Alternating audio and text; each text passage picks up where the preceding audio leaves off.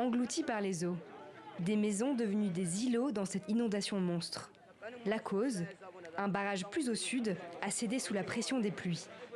L'eau jusqu'aux genoux, des habitants chassés de leurs maisons. Nous n'avons jamais vu ce genre d'inondation. C'est la première fois que je vois ça. Ce déluge meurtrier a poussé 200 000 personnes à fuir. Certains arrivent à se diriger vers des camps de déplacés.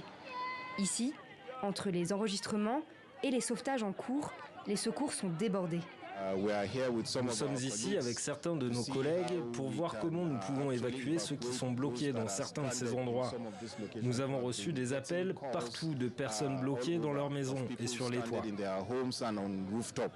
Au bilan des 201 morts s'ajoute celui du zoo de la ville. 80% des animaux sont décédés, le reste erre maintenant dans les eaux troubles des rues.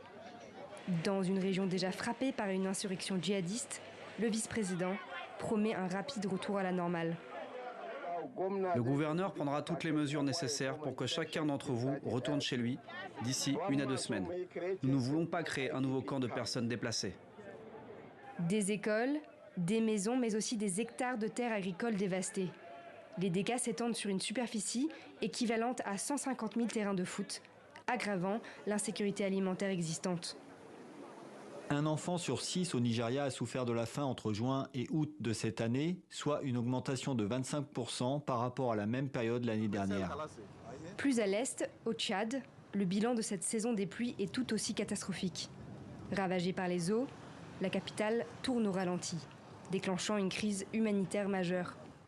Avec les terres agricoles inondées et le bétail noyé, il y aura beaucoup moins de nourriture disponible aujourd'hui et à l'avenir, dans un pays où 3,4 millions de personnes sont déjà confrontées à une famine aiguë.